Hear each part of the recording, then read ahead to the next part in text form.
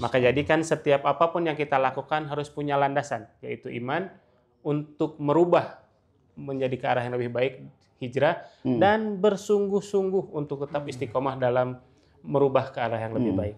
Yang menarik itu ending perjalanan, ending peristiwa itu adalah ketika Abu Bakar kemudian mengingatkan Umar bin Khattab, kalau engkau mengikuti Muhammad bin Abdullah, ya, maka Muhammad bin Abdullah sudah wafat. Tapi kalau engkau mengikuti Muhammad Rasulullah, maka dia akan terus hidup. Nah, ini saya kira nih yang titik yang membedakan mana yang apa tadi pemaknaan tentang kenapa penyebutannya sudah cuma nama, kalau ini penyebutannya kepada ketugasannya. Bisa nggak ya? Agar ini hanya tidak sebatas tadi seremonial, kegiatan rutin setiap tahun, tapi bagaimana dampak terhadap di lingkungan yang harusnya ada perubahan tadi kata Ustaz. Perubahan yang lebih baik. Yang anak-anak sudah tidak lagi tawuran. Kemudian belajarnya meningkat, ke masjidnya ramai. Subuhnya tadi tidak terlambat dan berjamaah. Bahkan ke masjid tadi berangkat sekolah juga nggak telat akhirnya. Tumben nih nggak telat, habis maulid Pak.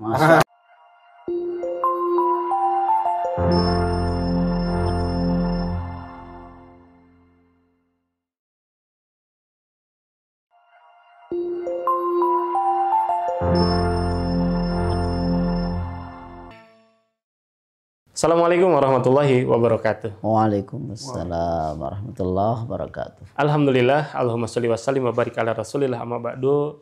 Sahabat Umatan TV yang sama-sama mengharap ridha Allah Subhanahu wa taala. Bersyukur padanya masih diberikan kita nikmat karunia iman dan Islam.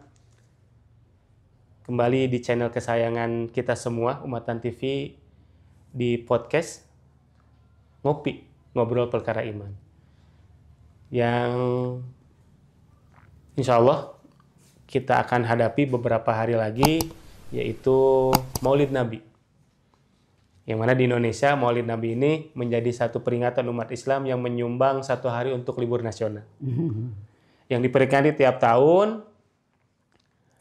Namun yang ingin kita bahas hari ini adalah apa sesungguhnya dampak yang kita rasakan. Apa nilai yang harus kita maknai dari peringatan itu sendiri. Karena peringatan dari tahun ke tahun, kalau misalkan hanya sebatas peringatan, apa bedanya dengan peringatan ulang tahun? Karena hanya membahas atau memperingati lahirnya sesosok Nabi atau sosok manusia. Maka kita hari ini, alhamdulillah, kedatangan narasumber kita yang dua-duanya adalah mubalik dan pengisi dari Umatan TV. Terima kasih sudah datang Pak Ustadz Jawa dan Pak Ustadz Hasan Nasir. Yang alhamdulillah beliau berdua adalah narasumber kita hari ini terkait tentang bahasan apa sih yang harus kita maknai lebih dalam daripada memperingati Maulid Nabi itu. Sehingga tidak hanya sebatas rutinitas peringatan tahunan, tapi menjadi landasan progresif kita semakin dekat dengan Rasul, membuktikan kecintaan kita dengan Rasul, yaitu tidak hanya mengikuti terkait dengan pola pribadinya, sebagai baswariyah, sebagai manusia seperti biasa. Tapi menjadi petugas atau pesuruh atau Rasul yang menyampaikan risalah Allah. Baik, Ustadz. Nah, jadi pertanyaan awalnya nih, gitu. Seharusnya seberapa berdampak peringatan Maulid Nabi untuk umat Islam? Coba dari Kak Ustadz Hasan Nasir dulu. Ya, alhamdulillah. Wa syukurillah ala nikmatillah la haula wala quwata illa billah. Sahabat-sahabat Umatan TV ya, dan khususnya terima kasih kepada akhina Ustadz Topan Hasan Maulana Hasan. Ya, Hasan 2 kita. Ya. Alhamdulillah untuk kesempatan ini Allah masih memberikan kesempatan kepada kita untuk berupaya mengeksiskan diri kita adalah sebagai pengikut umat Rasulullah Sallallahu Alaihi Wasallam. Karena jangan sampai kita ngaku-ngaku sementara Rasulullah sendiri menjelaskan ada kriteria yang harus mengikuti kepada Rasulullah, kepada Nabi. Karena suatu ketika Rasulullah pernah dalam majelisnya, ini jalanku. Dan di sampingnya ini banyak jalan-jalan lain yang seperti misalnya seperti jalannya Rasulullah. Nah, ini yang harus kita pertegas dan harus kita koreksi sejauh mana amalan bahkan peringatan yang begitu besar dalam pelaksanaan peringatan Maulid Nabi yang ini menjadi tradisi yang sangat baik ya. Tapi apakah sebatas itu? Nah, ini yang harus kita koreksi. Tuh. Karena kita ini harus benar-benar sadar dan meyakini kita ini adalah umat Rasulullah Sallallahu Alaihi Wasallam. Bukan ternyata hanya pengakuan kita. Kenapa pengakuan kita di sini? Karena ada yang mengikuti Rasulullah Sallallahu Alaihi Wasallam itu hanya sebatas aksesoris. Mengikuti Rasulullah hanya sebatas saat peringatan itu saja. Ya. Atau dia yang hanya dengan berbagai macam, tapi ternyata tidak utuh. Tidak utuh. Karena kenapa tidak utuhnya? Karena tadi memahami Rasulullah Sallallahu Alaihi Wasallam.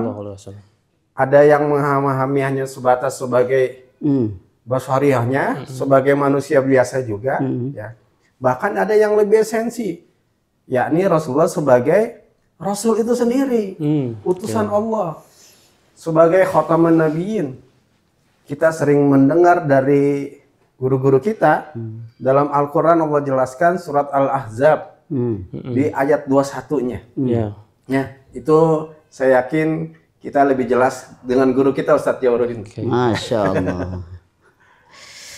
Iya, baik. Ya, jadi memang ini sesuatu yang harus kita bahas secara mendalam. Betul. Karena jangan sampai kita terjebak kepada ritualitas seremonial tahunan. Betul. Sehingga terkesan peringatan Maulid Nabi misalnya hanya menjadi tradisi. Padahal di sisi lain sesungguhnya itu harus memberikan dampak yang luar biasa terhadap pembangunan umat. Terutama berkaitan dengan tadi bagaimana menguswah, karena itu yang suka sekali, yang suka digaungkan. Bahkan sekarang tuh istilahnya lebih mengkerucut nih antara apa nyunnah atau tidak nyunnah. Iya, betul. Gitu ya. Nah, saya kira pembicaraan ini sebenarnya bisa dimulai dari bagaimana kita memaknai istilah sunnah. Ya. Karena banyak juga kaum muslim itu terjebak kepada pemahaman yang katakanlah tanda kutip keliru di dalam memaknai arti sunnah itu sendiri. Sunnah itu umumnya lebih dikaitkan terhadap hal-hal yang berbau kefikihan misalnya ya, sehingga ujung daripada pemaknaan sunnah itu berpahala atau tidak berpahala. Iya, betul. Gitu ya. Padahal sebenarnya yang kita maksud atau yang dimaksud istilah sunnah di situ kan kalau merujuk kepada penjelasan ayat ya surat Al-Ahzab tadi itu lebih kepada pola.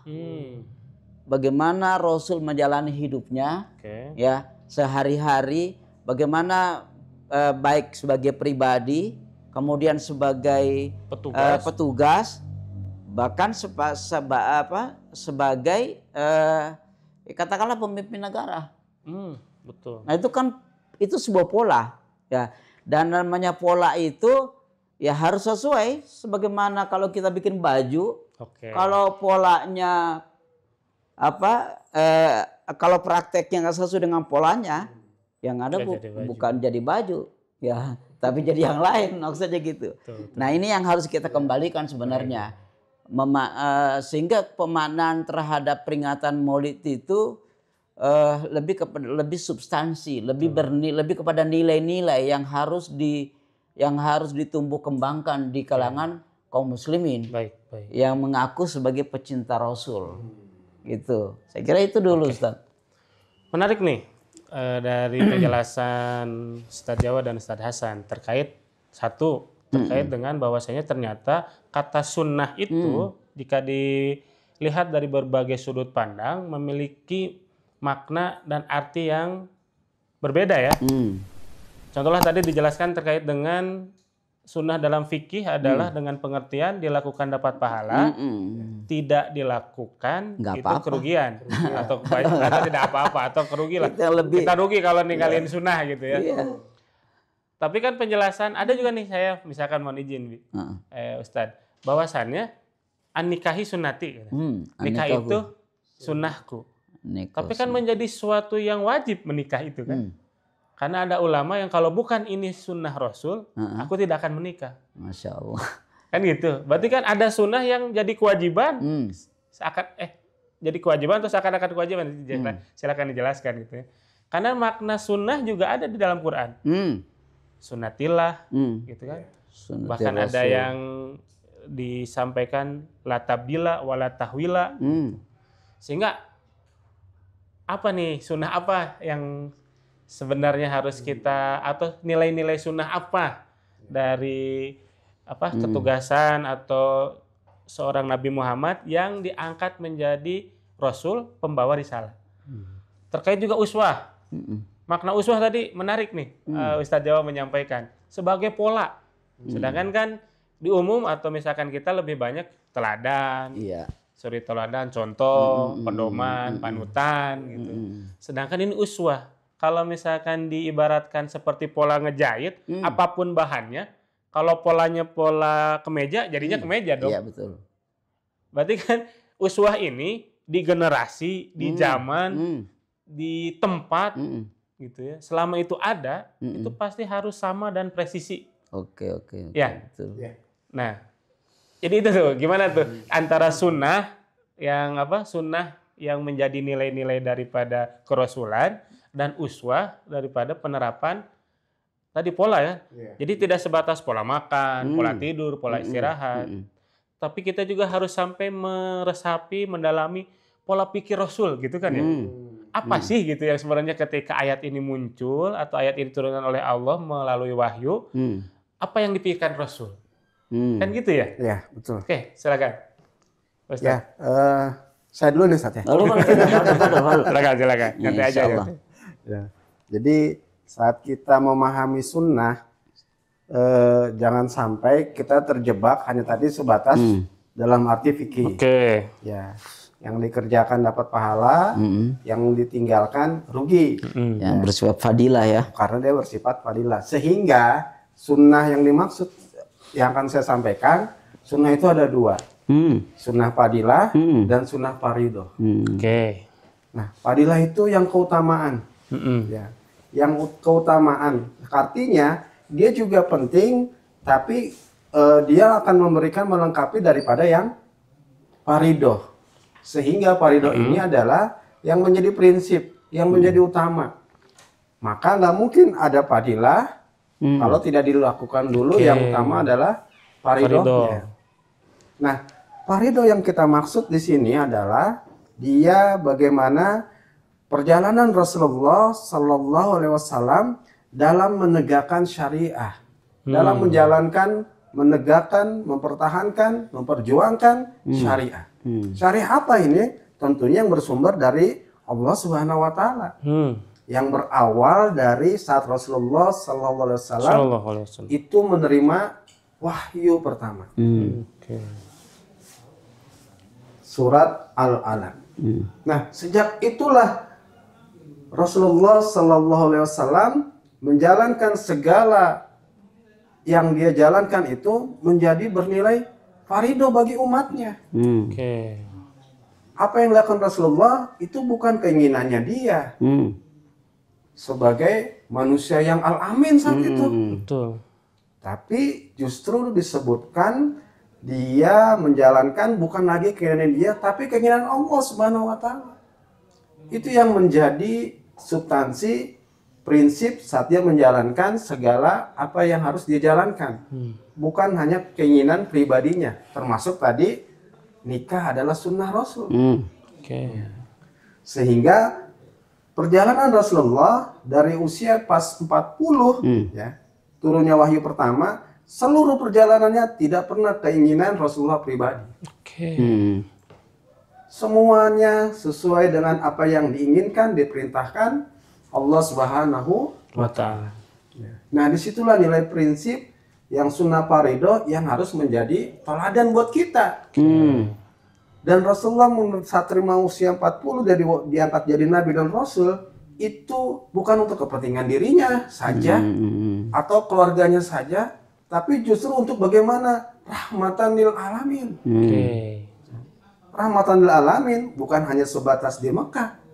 Maka bagaimana Rasulullah menjalankan kekuasaan Allah, syariat Allah, itu harus ada wadahnya. Karena saya pernah mendengar kemarin bahwa amanah itu bukan hanya sebatas amanah syariah, juga amanah khilafah dan amanah ardun. Ada wilayah dan ada kepemimpinan. Nah, Rasulullah mau berupaya untuk menegakkan ini. Sehingga di usia 40 sampai dia meninggal di usia 63, itulah bagaimana penegakan risalah itu. Nah, ini menjadi prinsip buat kita umat Islam. Jadi, kita sebagai seorang muslim secara pribadi, berkeluarga, tentunya lebih luas daripada itu, yang kadang kita selalu menyebut dengan selalu berjamaah, karena Islam mengajarkan kita demikian, Rasulullah pun demikian mengajarkan kita, itu jelas bahwa syariat Allah diterapkan oleh Rasulullah SAW dan para sahabatnya, sehingga ini syariat harus membumi dan dirasakan manfaatnya. Bukan hanya kepada Rasulullah dan para sahabatnya, bahkan non Muslim, ya, bahkan juga seluruh alam ini itu akan merasakan rahmatan lil alamin. Nah, jadi Ustadz sekalian yang dirahmati Allah, ya, saat kita menjadikan Rasulullah SAW dengan peringatan Maulid yang sekarang ini akan kita semarakan di negeri kita ini, bahwa bagaimana Rasulullah yang menjadi utama kita contoh adalah dalam menegakkan, menjalankan, mempertahankan, dan memperjuangkan syariah itu.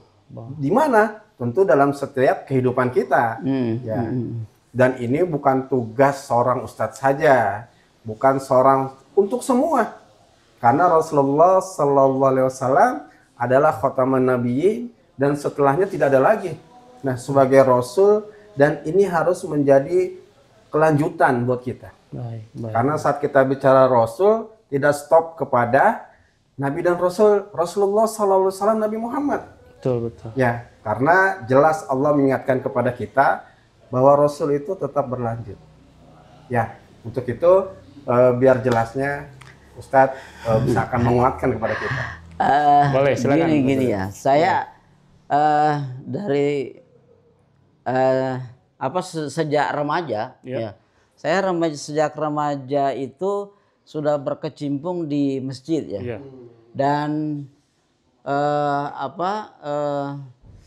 perjalanannya setiap tahun kita melaksanakan peringatan Maulid. Nah, ada fenomena menarik sebenarnya, dan itu saya kira masih berlangsung sampai hari ini. Ya, apa itu? Tadi kalau bicara tentang itu diantaranya adalah bagaimana membumikan risalah, ya, sebagai tugas utama dari Rasul, maka harusnya kan kita juga demikian, ya, baik pribadi, keluarga, masyarakat, dan seterusnya. Faktanya, ini bicara fakta nih. Faktanya ketika peringatan Maulid, ya, si penyelenggara, katakanlah panitia dan lain sebagainya, kan biasanya sampai larut malam tuh. Ketika salat subuh, kesiangan, bahkan tidak salat subuh. Itu baru dari sisi mungkin orang menganggap itu urusan pribadi, ya kan? Nah, tetapi ketika kita bicara dalam konteks syariah, itu kan tidak urusan pribadi semata, ya. Apalagi tadi bicara tentang membumikan, luar biasa. Nah, fenomena ini sebenarnya masih terjadi sampai hari ini, di mana ketika peringatan hiruk pikuk, semua sibuk, simbol-simbol ditampilkan dan sebagainya, ya. Tetapi ketika bicara tentang penegakan syariah yang dalam bentuk yang yang umum, dekat, dan itu kewajiban pribadi, itu juga masih banyak yang meninggalkan. Ya. Nah, ini fenomena. Ya. Betul. Saya sering mendapati begini. Saya ini sehari-hari di sekolah. Betul.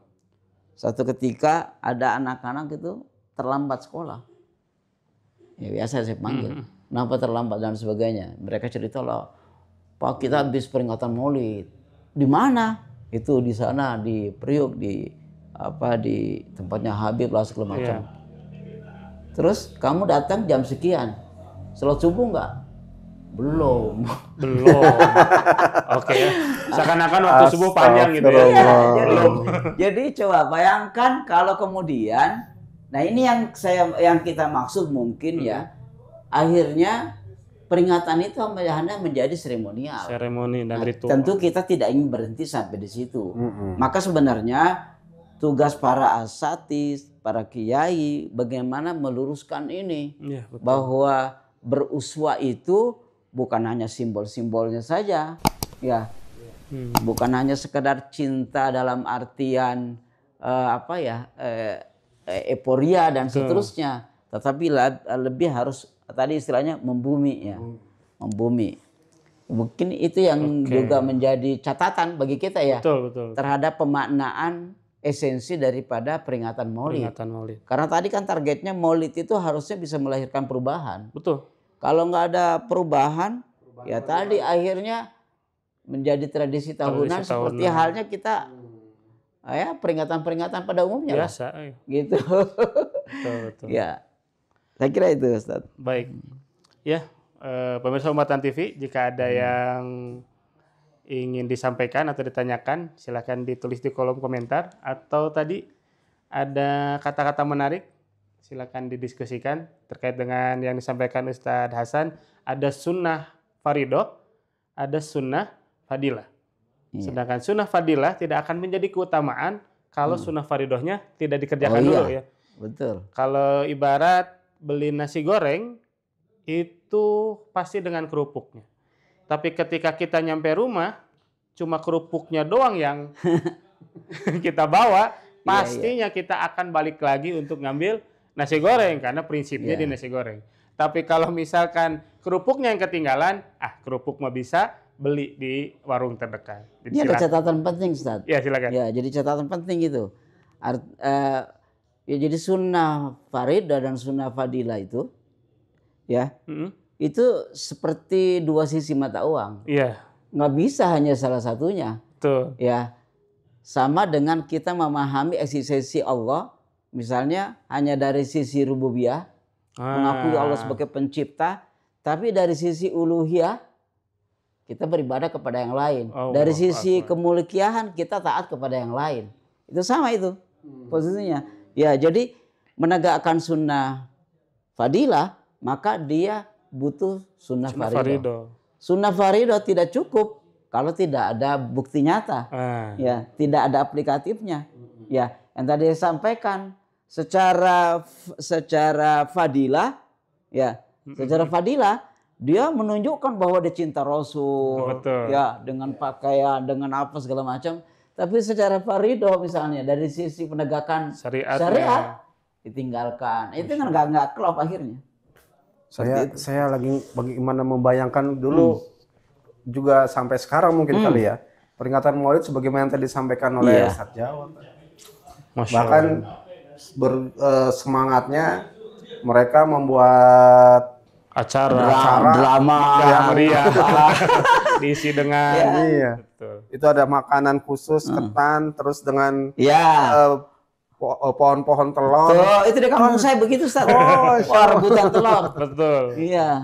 Jadi ditunggu-tunggu betul itu peringatan Maulidnya, tapi bukan esensinya yang ditunggu. Telurnya itu loh. Iya. Artinya itunya bukan kita clear apa? Bukan bermaksud itu kita tidak setuju dan seterusnya. Itu tetap saja karena itu pernak-pernik lah. Iya, tapi jangan berhenti di situ. Oh iya. Ya.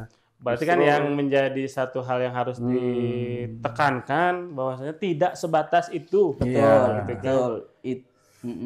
Ya kalau secara butuh mah harus dibutuhkan zaman sekarang. Kalau misalkan dengan peringatan aja seperti ini, gitu. Apalagi kalau misalkan tanpa adanya peringatan. Tapi gimana Ustadz nih? Mohon maaf nih. Di situ kan peranan para ustadz yang ngisi. Gimana koordinasi kerjasama dengan para tokoh serta aparat setempat, para pejabat wilayah. Bisa nggak ya? Agar ini hanya tidak sebatas tadi seremonial, kegiatan rutin setiap tahun, tapi bagaimana dampak terhadap di lingkungan yang harusnya ada perubahan tadi kata Ustaz. Perubahan yang lebih baik. Yang anak-anak sudah tidak lagi tawuran. Kemudian belajarnya meningkat, ke masjidnya ramai. Subuhnya tadi tidak terlambat dan berjamaah. Bahkan ke masjid tadi berangkat sekolah juga nggak telat akhirnya. Tumben nih nggak telat, habis maulid Pak. Masya Allah. Ini menarik sebenarnya. Berarti kita akan bicara tentang alat yang menunjukkan. Ya apa itu? Indikator-indikator yang menunjukkan keberhasilan sebuah acara. Katakanlah dalam hal ini berarti keberhasilan sebuah peringatan maulid. Ya, dalam cukup kecil misalnya, ya harusnya masjid atau apapun, lembaga apapun yang menyelenggarakan itu, dia harusnya punya alat ukur. Tahun ini kita menyelenggarakan maulid, misal saya sebagai pengurus masjid, maka saya harus bisa mengukur dampak yang dihasilkan apa. Misalnya tadi, bertumbuhnya kesadaran umat untuk melaksanakan sholat berjamaah di masjid. Itu kan bisa diukur tuh. Ya, diukur. Ya dengan kemajuan teknologi hari ini saya kira gampang gitu mengukurnya kan. Ya bisa kelihatan lah. Oh, ini jamaah kan ada yang baru nih. Jangan-jangan ini pengaruh dari peringatan maulid. Nah, itu kan bisa keukur tuh. Ya. Tapi kalau kemudian itu nggak muncul, berarti kan kita bisa menjadi bahan evaluasi. Wah, ini ada apa nih? Apakah penyajiannya yang kurang maksimal, atau bisa juga sebagai para asatis juga jangan harus membuka diri ya. Jangan-jangan yang disampaikan tahun ke tahun itu aja. Itu saja, cerita tentang kelahiran, cerita tentang keutamaan dan seterusnya. Akhirnya umat itu kan sekarang umat kita cerdas, Ustaz. Itu mah ada di Google. Iya, itu misalkan. Makanya mohon maaf nih. Tren peringatan Maulid itu kalau zaman-zaman saya dulu itu ditunggu-tunggu. Betul. Oh, itu kita berbondong-bondong datang, apalagi waktu itu kan masih ada Kiai Jainuddin dan sebagainya. Wah, itu kita bisa jalan berkilo-kilo untuk hadir. Hari ini itu umat sudah beralih. Nah, ini juga yang harus menjadi perhatian, ya. Karena bagaimanapun juga katakanlah tradisi ini tetap harus dipertahankan sebagai salah satu alat ya. Paling tidak buat anak-anak kita bisa dia belajar dari situ, bisa mengenal dari situ tentang nabinya. Karena mohon maaf ya, saya nggak beryakin kalau misalnya orang tua muslim ini, saudara-saudara kita itu mengenalkan Rasul tuh sampai dalam bentuk, ya katakan dalam bentuk kebiasaan program di rumah. Dalam bentuk jangan-jangan anak-anak kita hari ini nggak tahu Nabi itu lahir tanggal berapa, tahun berapa, dan seterusnya. Perjalanan hidupnya apalagi lebih jauh. Nah, esensi salah satu mungkin hal penting yang kenapa tradisi ini harus dipertahankan dalam rangka itu. Paling tidak setiap tahun memorinya anak-anak kita itu terbangun. Maulid. Maulid itu berarti apa? Memperingati ini dan seterusnya. Saya kira begitu. Baik. Sehingga menarik ya ketika esensi daripada peringatan Maulid Nabi menjadi bukan hanya menyampaikan cerita gitu ya, tapi menjadi bahan atau wadah untuk mengevaluasi progresivitas umat. Betul, itu. Ketika diadakan di satu masjid, maka evaluasi keberhasilan daripada acara Maulid adalah meningkatnya, contohlah salah satu indikator adalah sholat subuh berjamaah meningkat. Nanti dievaluasi ini apakah dampaknya 1 minggu, 1 pekan, atau 1 bulan gitu. Sebagaimana juga setiap Ramadan. Ya kan permasalahan kita setiap Ramadan sama gitu ya. Ramadan meningkat, Syawal bertahan sedikit, kesananya balik lagi ke setelan pabrik. Iya. Berarti dari nol. Kembali dari nol. Kayak Pertamina dong. Maka luar biasa ini terkait dengan sunnah. Berarti kan kita hari ini untuk tugas kita lah ya, para mubalik ataupun para yang lain, para asatidz, para kiai yang punya kemampuan untuk menyampaikan keagungan daripada Nabi kita, Nabi Muhammad SAW, berfokus pada gini, Bi, kan saya tadi dengar ada uswah ya. Nah, sedangkan saya tahu uswatun hasanah itu di Quran itu ada 3 kalau nggak salah, ada 3 ayat. Dan 2 ayat itu di surat Al-Mumtahanah, surat 60 ayat 4 dan 6. Kemudian di surat kemudian di surat 33 ayat 21. Nah, yang saya ingin tanyakan gitu ya, penasaran, kenapa ketika di Al-Mumtahanah itu langsung disebut nama nabinya, Bi? Nama nabinya tadi misalkan qad kanat lakum fi Ibrahim. Nah, sedangkan di 33 ayat 21 laqad kana lakum fi Rasulillah. Nah, ini apakah itu bisa menjadi esensi yang disampaikan di Maulid agar nantinya tadi bahwasanya beruswah kepada Rasul, mengikuti sunnah Rasul, bahkan yang jauhnya adalah ittiba kepada Rasul itu adalah terkait dengan bagaimana melaksanakan fungsi-fungsi ketugasan Nabi Muhammad sebagai Rasul. Ada nggak hubungannya gitu? Perbedaan antara itu uswatun hasanah fi Ibrahim dengan uswatun hasanah fi Rasulillah. Ya, kalau saya singkatnya dalam Al-Quran surat Al-Mumtahanah ayat 4 itu kan langsung kepada nama Nabiullah Ibrahim alaihissalam. Sementara Al-Ahzab 21 itu kepada Rasul, tidak menyebut Muhammadnya tugasannya. Karena memang saat kita menjadikan Rasulullah itu secara pribadinya mau dicontoh, itu sepertinya manusia kita nih mustahil ya, mungkin gitu ya. Ya, sholat tahajudnya yang sampai 5 juz, 1 rakaatnya yang ya Allah ya. Saat sahabat-sahabatnya belum pada makan, Rasulullah nggak pernah ngeluh, tapi menahan perut. Aduh, semuanya gitu, seluruh aktivitasnya luar biasa. Kalau Rasulullah mau jadikan uswatun, Muhammadnya disebut gitu, nama pribadinya. Iya, menarik. Jadi ini kaitan dengan ketugasannya sebagai Rasul, karena Rasul ini adalah pengganti yang nggak bisa berhenti dalam perjalanan kehidupan manusia. Nah, sementara Nabiullah Ibrahim disebutkan karena memang sosok beliau secara personal harus menjadi contoh buat bukan para manusia biasa. Para nabi juga mencontohnya karena dia adalah kekasih Allah. Yang pengorbanannya kita dengarnya aja nggak luar biasa itu. Nah, mungkin singkatnya demikian. Saya jadi teringat ini sebuah peristiwa yang heroik ya. Ketika ada kabar wafatnya Rasulullah. Saya kira terekam semua oleh kita ya.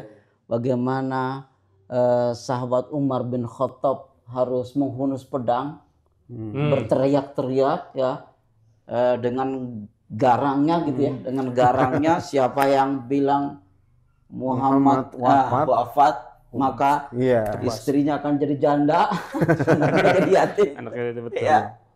Nah, yang menarik itu ending peristiwa itu adalah ketika Abu Bakar kemudian mengingatkan Umar bin Khattab, kalau engkau mengikuti Muhammad bin Abdullah, ya maka Muhammad bin Abdullah sudah wafat. Tapi kalau engkau mengikuti Muhammad Rasulullah, maka dia akan terus hidup. Nah, ini saya kira nih yang titik yang membedakan mana yang tadi pemaknaan tentang kenapa penyebutannya sudah cuma nama, kalau ini penyebutannya kepada ketugasannya. Artinya ketugasan ini tidak boleh berhenti. Ya, tidak boleh berhenti. Maka estafeta perjuangan itu bukan berarti wafatnya Rasulullah kemudian berhenti pula. Ya, risalahnya. Risalah mah terus berjalan. Ya, gitu. Saya kira itu yang harus dijelaskan kepada umat, sehingga menguswah kepada Rasul esensinya adalah menguswah kepada Nabi Muhammad SAW itu menguswah kepada ketugasan Rasul. Ya, ketugasannya. Itu ya yang saya kira yang perlu diluruskan lah, katakanlah begitu. Ya. Jadi karena kalau misalkan setiap tahun itu diperingati dengan hanya sebatas cerita kronologis kelahiran atau yang dialami itu kan, itu menjadi akhirnya mengenang, merayakan, sehingga tidak ada peran evaluasi bahwasanya makin kesini makin tahun sudah berapa dampak sunnah yang kita kerjakan tadi, apakah sudah membumi atau baru sampai pada pribadi atau bahkan pribadi pun belum, gitu kan? Karena hasil daripada ikut peringatan atau ikut perayaan Maulid Nabi, subuhnya telat, duhanya terlambat, misalkan gitu. Sekolahnya juga bahkan sampai tadi kerja sholat, sehingga kan perusahaan ataupun sekolah juga tidak akan mentolerir sebenarnya alasan terlambat sekolah karena mulut, gitu kan, atau merayakan mulut. Dan bahkan kalau ditanya tadi, bahkan yang jadi wajibnya sholat subuhnya malah terlambat. Masya Allah. Oke, jadi lebih kepada fungsi daripada Rasul itu sendiri ya, fungsi daripada Rasul itu sendiri. Oke dah, kalau begitu untuk menutup nih Pak Ustadz, untuk menutup obrolan kita hari ini, yang tadi harus juga ada evaluasi, harus juga ada yang bisa kita praktekkan, harus juga ada yang kita langsung bisa aplikasikan. Kira-kira dari Pak Ustadz Jawa dulu. Buat kita nih. Baik. Kalau sebagai statement closing ya, closing statement. Tadi karena sudah disinggung soal ketugasan Rasul ya, maka tentu kita kembali kepada Quran. Bahwa Allah menjelaskan tugas Rasul itu kan 3 ya. Ya. Wa yu'allimuhul kitabah, yatlu alaihim wa yuzakkihim wa yu'allimuhul kitabah wal hikmah. Saya kira ini yang harus dihidupkan sebagai bagian